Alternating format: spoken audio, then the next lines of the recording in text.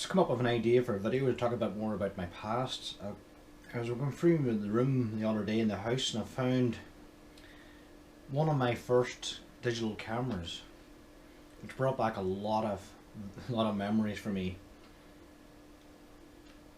This camera really holds the secret of how I got into photography and astrophotography and weather photography, and how I've started making money from it. This is my first my first camera. I have to go back a little bit here. Back when my mum was working for the Causeway Institute of Further and Higher Education in Coleraine, she was a lecturer there for many years. On occasion she would come home with cameras. They used cameras there as part of their work in the classroom. And one of the first cameras she brought home with her to look after was a Polaroid camera, believe it or not, where you take a photograph and it prints out the photograph onto the photographic sheet of paper. You shake the paper and within a minute the photograph becomes visible. Believe it or not. Sounds ridiculous, isn't it? Not in this day and age, but a Polaroid camera. That's the first camera I used. I used to do pictures of it around the house. I think it came with a case of about 8 or 10 sheets, and I think I used up quite a few of them taking pictures of the sky and the house and various bits and pieces. But it never really stuck with me. I thought it was fascinating, but I never liked the idea of having to print out the sheets and you run out of room. You only get 10 images. But anyway, after that, a few years later, my mum actually upgraded again for work. But this was her own camera which she used for work. Her first digital camera was a 1 million pixel Kodak. A 1 million pixel Kodak camera, a little black plastic camera. Looking back on now, it was worse than useless. But back in the day when I had it, I was amazed. I was in the middle of my visual observing. I was at the peak of it, and I'd never transitioned into photography in really any way. And the new digital technology that became available was very appealing. The fact that you had this small memory card you could insert into this digital camera and take pictures of it, and it would show you in the back of the screen what you've taken, and you could take as many as you like or delete them and upload them to your computer, was something that was unheard of. So that black camera, that 1 million pixel Kodak, was the first camera I used to turn at the sky. I used it for photographing bright noctilucent and cloud displays, which it did capture, but only the very bright ones. And I captured snow scenes, planet Venus, some bright sunset, storm clouds, that kind of thing. I didn't have much range grasp as far as sensitivity goes, but that's how I got my first footsteps into the world of digital photography. My interest must have been noticed by my parents. I wanted an R camera, and that Christmas my mum and dad got me this. This is my personal first digital camera that I've owned. This is a Fujifilm Finepix E510, and this one here is 5.2 megapixels. 5.2, that's pretty impressive for back then. Here it is here. I don't know if this camera will focus on it. It's damaged now. I like the pop-up focus on it, and the viewfinder's here at the side. It had a, I don't know what, a 2-inch LCD screen, which was pretty impressive for back then. And I remember getting this, and that's where I learned to do photography. Nobody showed me how to do it. There was no YouTube really there to guide me. I think the internet was still in its infancy, and it was dial-up. We just communicated through forums back then, through astronomy forums, and email groups to do with comments and things. But I remember this here. This was where I learned. I started off in auto mode with the dial, and I learned to go to, I tried some of the other fancy modes like the landscape mode and night mode. This was the one I used as a star and beside a crescent moon. This was I used to take NLC images and capture my first star images. Then I switched to manual. I got the ISO up, I think it was up as high as 400.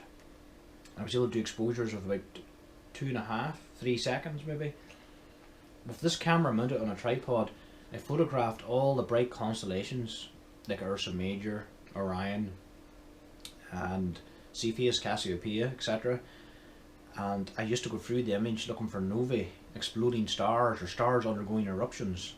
So I would scan the images looking for novae, but it was kind of silly really, because the camera only picked up the brighter stars, so you would only discover a really bright nova within the images, but still it was a good project.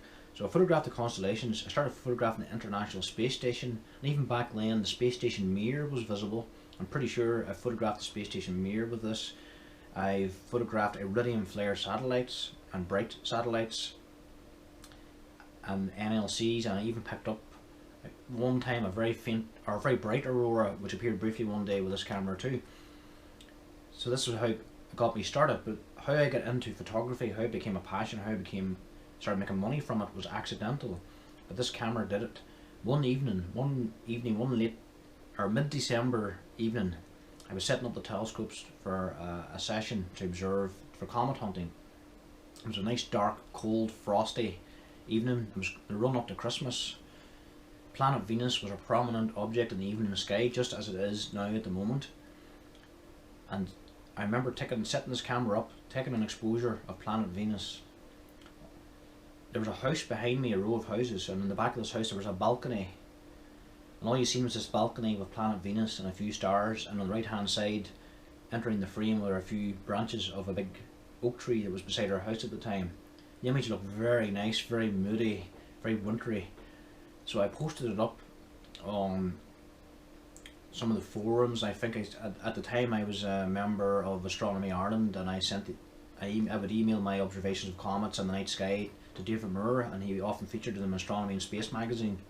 So I sent him this photograph of planet Venus, thought nothing more of it. And a day later I got an email back from David Moore saying he really liked the image, and he's got interest in the media. He's connected with the media, and they're interested in publishing the photograph in a well-known newspaper. I think it was the Irish Times or something like that back then, and he wanted permission for me to go ahead and do it, and let them use it. So I did. They ended up printing the image, 2-page spread over the middle of the newspaper, Christmas star in the evening sky. It was planet Venus, of course, coming up to Christmas, but they named it the Christmas star, which was very fitting. And I showed my entire photograph over the whole 2 pages with a write-up and a little comment by David Moore about Venus and how to find it in the sky. And I got paid for it. They sent me money for the image. And that's how I made my first money from photography, from a photograph of planet Venus with a 5 million pixel digital camera. I could only do 2-second exposures. And things took off from then.